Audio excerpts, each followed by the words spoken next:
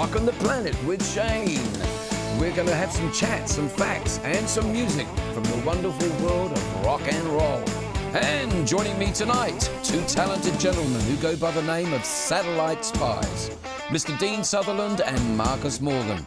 We'll be talking about their rapid rise to fame in the 80s, gigging in the 90s, and more importantly, their plans for the future. But first, let's get an update on who's been rocking the planet this week. John Fogerty. Now, he's certainly been rocking things up for his former bandmates in Creedence Clearwater Revival.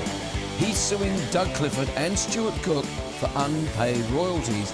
Now, John Fogerty last sued Doug and Stuart in 2011 for using the Creedence name, but settled for a share of their royalties from their touring and merchandising earnings. Something he claims he hasn't seen anything of since he made the deal in 2011. Good luck, John. Now, a plea by a Kiwi music icon. Please help fund my album. Max Merritt is people funding his next album. He says he needs to raise around $40,000 to help him with production costs. That's a good production. It will be his first album in 25 years. Max, now 77 years old, has a lot of health problems these days, and after giving a lifetime of service to the music industry, he is broke. And that sounds like a familiar story. Now, if you want to donate to the project, go to Indiegogo on Facebook, be it $5 or a tenner, it's all gonna help. A great pioneer of Kiwi rock and roll. And now we have another pioneer of sorts, and that's Mr. Deane Sutherland from the Satellite Spies. A big warm welcome. Good to see you, mate. Good to see you, Shane. Yeah, thanks for coming and joining us here on Rockin the Planet. Yeah, now we're going to talk about the Satellite Spies. Everyone's heard of them. All began in the 80s, as far as I know. 84. I just come back from England. This brilliant new record came out, Destiny in Motion, I think it was. But it really picked my ears up. I thought, oh yes, this is great. Now, Deane Sutherland, were you in the band at the time, or was it? Yeah. How did it all evolve? The band basically evolved from a studio lineup. We basically rehearsed all the songs in a studio environment, and we were most fortunate to have a producer from London come out and produce the band. Hence why they said Destiny in Motion itself and songs from that album had that international flavour. Yeah. Because the influence of those people who went on to do wonderful things. Those producers went on to produce bands like the Foo Fighters and Texas and David Bowie. Amazing, eh? Yeah, very talented people. And so that sort of got us the foot up from the word go. So rather than start quietly, it went off with a hiss and a bang. Yeah, it really did. And we sort of supported Dire Straits on their Brothers in Arms tour. Now there's a story behind that.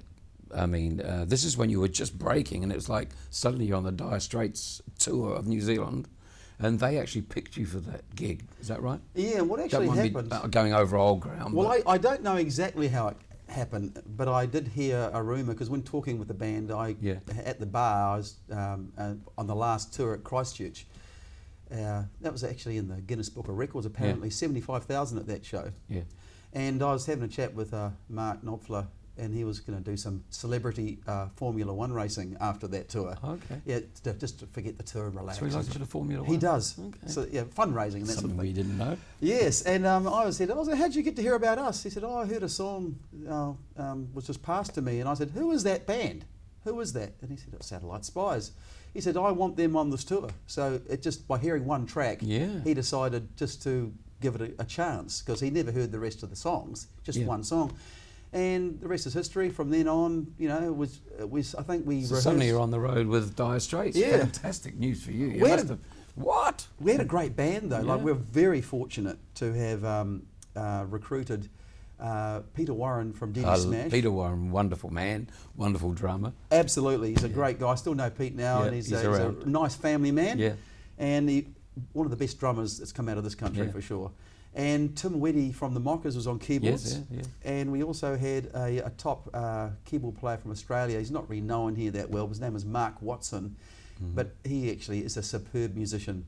Actually, the best. So you went out there with a great band behind you, obviously. Yeah. Yes, and it was a great experience. There's a couple of there's a clip on the website which sort of highlights. I think one of the TVNZ people interviewed us sitting backstage before the show was to begin, and it was a good way to start. And rather than build up, It was just, you're in, and there was just no holding back. At that time, you haven't played to a large audience like that, and suddenly you're out there doing it, and hey, rock star stuff. Not that big. No, gonna be great fun. The first show, I think, was 45,000 people. Yeah. Second show was 35,000, and it went on to 75,000 in Christchurch eventually, so a big surprise. Anyway, so you moved on from that. After that, you great success with the record. The record moves up, and you made the charts and so on. So yeah, I think the song peaked at number 14 as the debut single, and was in there for about might have been in there for about 15, 16 weeks in the charts. It's clicked into my consciousness. Yeah. I mean, it really was a great record.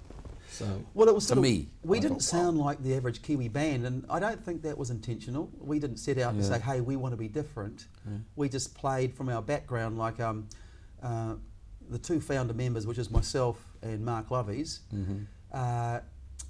We both come from a background of music like Steely Dan and funk rock-based influences, not focusing on just one.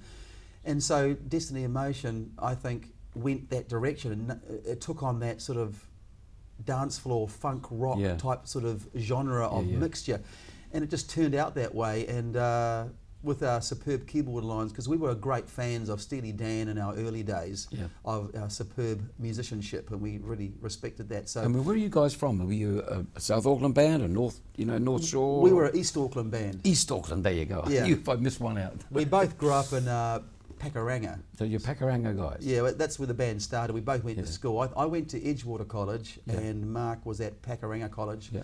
But we just lived around the road from each other, and we just, when we were kids, we met each other on the street, skateboarding and riding bikes. Right. So anyway, I reckon we should cut to one of those songs. The one that really dragged me in was Destiny's in Motion. Darkness hit me from behind. I'm walking down a one-way street. Don't know what I'll find here. Street lamp, help me see a bit. I don't know what brought me here, but this is it. Strolling through the night, there's something that feels so damn right. I fall into despair. Each time I find it's not there. Destiny in motion, hit me from behind. Destiny in motion, don't know what I'll find here. Coldness, take a hold on me. What is said and gone, that's history. Onward, till my dying day. I don't know where this one-way leads, and who can say? Strolling through the night, there's something that feels so damn right. I fall into despair. Each time I find it's not there. Destiny in motion, hit me from behind. Destiny in motion, don't know what I'll find here. Destiny in motion, hit me from behind. Destiny in motion, don't know what I'll find here. What a great song. I mean, I did fall in love with that song. I still am. It's a great song. Now, did you write that yourself or various other people? It was a really joint effort. Like Mark Lovies, the other founder member with myself, wrote some wonderful lyrics and composed a brilliant bass line. Bruce Lynch, you might recall Bruce Lynch, the husband of Susie Lynch, ex. That's right. Sorry, Bruce. One of our most New Zealand's premier producers and composers. He wrote and composed some musical pieces for Destiny in Motion. Oh, okay. As did international producer Tim Palmer, and they composed some amazing major musical pieces. So it was a real joint effort. Totally. A lot of people, a lot of Absolutely. input Like it was my guitar line, like the funky guitar line, I came up with that. Mark Lovey's composed the bass line. All the sequencing lines, the massive work of melody, it was all Tim Palmer. Okay. Bruce Lynch was all the orchestral stabs. He wrote the melodies and chose the sounds. So it was a real joint effort, and all I can say is I was so privileged to actually be involved with the whole project. It was a great experience. Sure, yes, and of course. It's just a great experience. Now you've had so many lineup changes just over the recent years. I mean, that was the 80s, and we're quite a few years on now. But yes, you so don't many. look a day older. I don't know what you're Strange on. that. You're on something good. Oh, someone accused me of being a vampire the other day. Well, I've seen the video, and I was going to ask you that later. Yes, that was Sucking not blood. meant to be a pun. Actually, someone said that. You still look the same. Yeah. And I said, keep away. Yes. Yeah, don't see me at night. There's been various lineup changes in the band, and it's gone through, metamorphosis, as they say.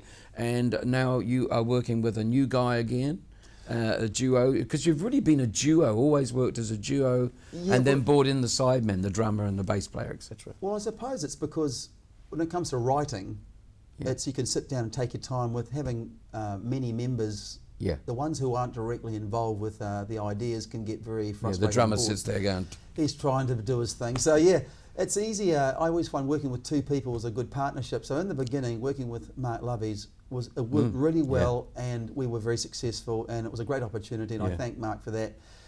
When we brought Peter Warren in for the drums, and Tim Weddy from the Mockers. and they were great for live. And that was absolutely brilliant. And when I think one of the last tours in the 80s was Peter had zapped off elsewhere, and we brought in Herb's drummer Gordon Joel for a wee while. Gordon, And Tim Weddy was still with us at that stage. And then I moved off to Australia to do some tours over there. When the band basically came back from Australia, there was initially a little confusion because this is the public would like to hear this. When I went to Australia, Mark Lovey's is a very clever, talented person, designer, and very academic, and I have a lot of respect for him. Great. He left the band to pursue his university qualifications and formed a very, very successful company. So he went off his way, And anyway, when I was doing the hard yards, doing the Australian tour, when we came back, I didn't realise that actually Mark was still playing with the name in New Zealand. Oh, so you had two bands of Well, there Satellite was, Spies. and we had a few words and we spoke about it, and because I actually, formed the band, and I had, he came from Blase, another New Zealand band. Now, have you this made band. up this sort of- Not really, and so that's come sad to hear. the early 90s, it's disappointing that we haven't really reconnected. But Hey, Mark, if you're out there watching the show, yes, he loves you. that's right. Okay, so Well, love and we're respect. trying to do a little bit of unionising. We've got to basically have love and respect for what we do, and I have the utmost respect for him, his music ability, his creativity. Okay. So when we came back from Australia in the early 90s, it was a different lineup. Australia does this to bands. It became less funk orientated and more rock and roll orientated, as it always was. The pub thing, the That's pub rock right. thing. Well, it was a real live band. yeah. It worked hard. See, Satellite Spies, Destiny Emotions Day. And the white boys don't get funky. They get out there, just want to rock and roll and drink a few pints of lager. They don't. It's a different scene. The live band really came into its own in the 90s. In the 80s, it was more of a recording band and a stadium band. So we were playing basically 3 or 4 nights a week, every week through the 90s, non-stop. Yeah. And we brought back some Aussie musicians with us, and they toured with us for a while. Eventually they shifted back to Australia, and I found a great drummer in the name of Graham Scott, who played with a very successful 80s band called Gary Havoc and the Hurricanes. Remember Sounds them? great to me anyway. And we Bit of Rory Storm, huh? And we went back in the 60s, studio. 70s, 80s.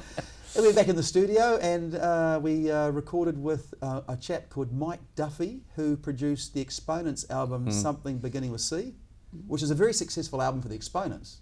That was a great album. Okay. And it became more rock and roll. What I really want to get down to now, the future, and you've got a new partner in crime, as such, writing music with you and looking at a brand new Satellite Spies. Yes. And working as the duo, as usual. So we'd like to introduce him and bring him on stage. Come on, everyone put your hands together. Lovely to Marcus. see you. Marcus. Good to see you, Marcus. Welcome. Thank you. Now, what is it like? You guys have obviously got an artistic bond.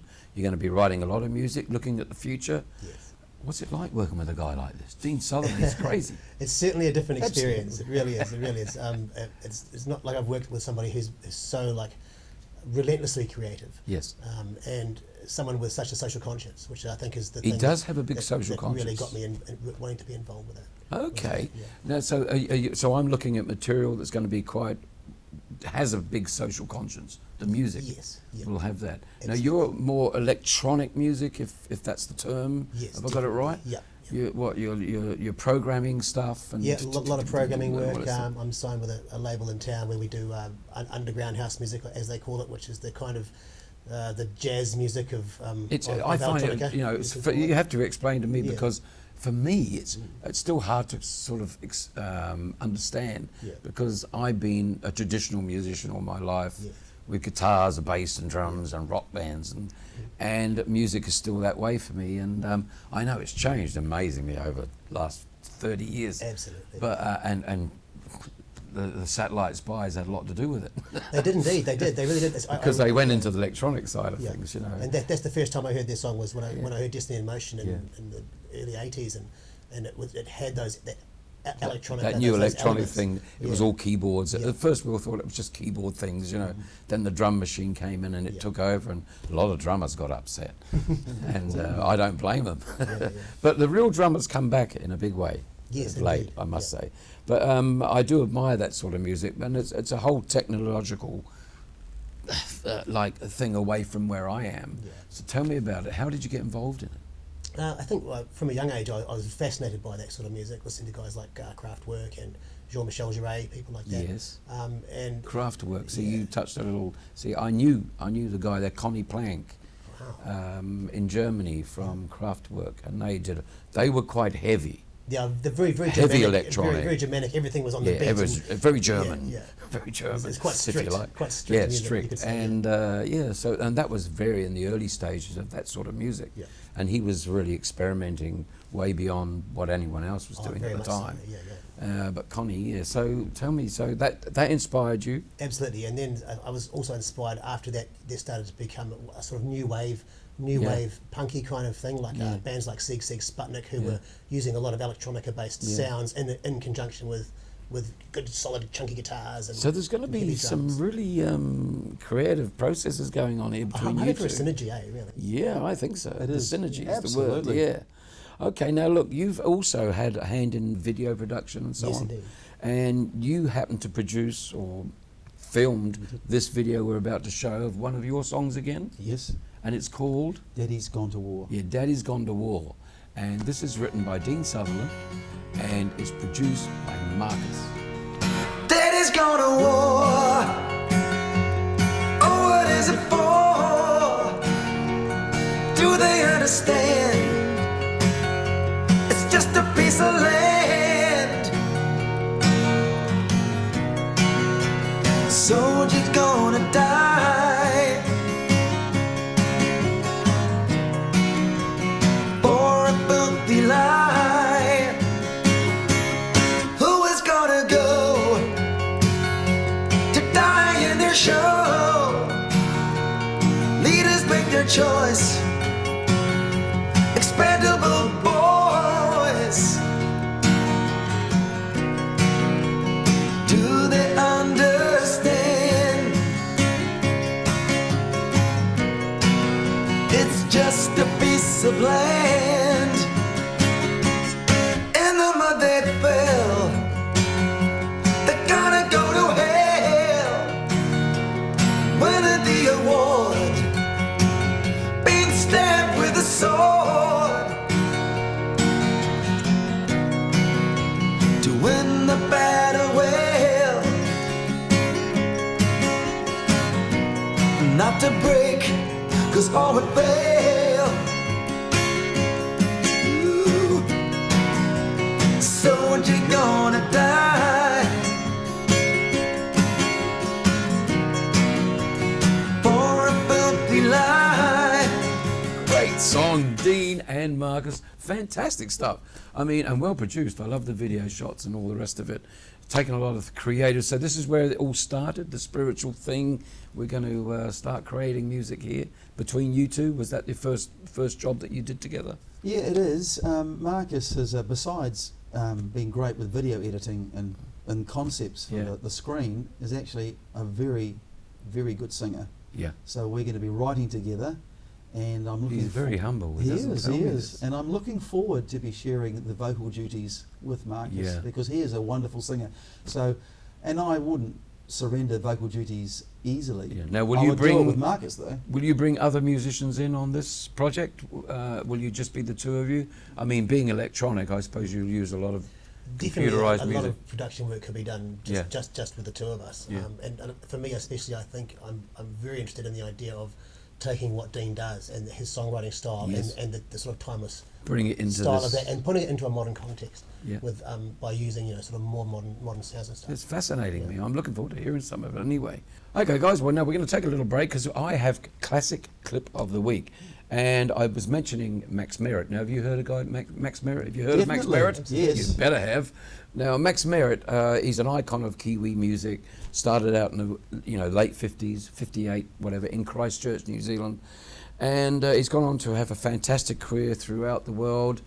And he's raising funds, as I said earlier, to put a new album together. And I thought, well, we'll feature Max in an old clip. And he does a great version. I sang with him in 2000 in Christchurch, where he comes from, in Hagley Park, to so many 100,000 people for the 2000 Spectacular, and all that. Yes. Unbelievable. And Max came out there and just took the crowd away with this song. And it was called Try a Little Tenderness. Let's see if we can do that. Wonderful. Oh, she may get weary. Thank you. Young girls do get weary, wearing the same old shabby dress. But when she gets weary, try a little tenderness. That's all you gotta do.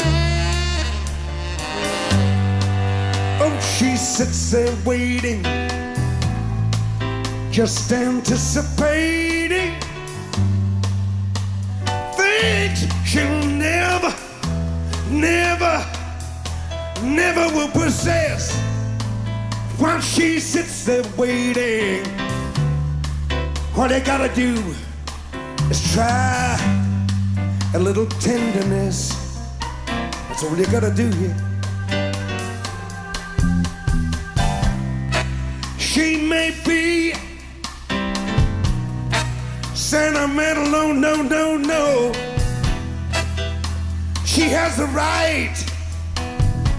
Yeah.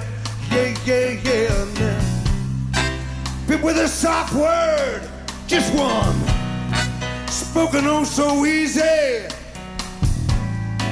makes it easier, so much easier to bear, yeah. Oh, you won't regret it. Young girls don't forget it. Life is their own happiness. Hey, while she sits there waiting, all you gotta do, is try it. Tenderness. Try it. Tenderness. You gotta bleed, hold, gonna need, try a little tenderness. Try a little tenderness, yeah. You gotta come on, try a little tenderness.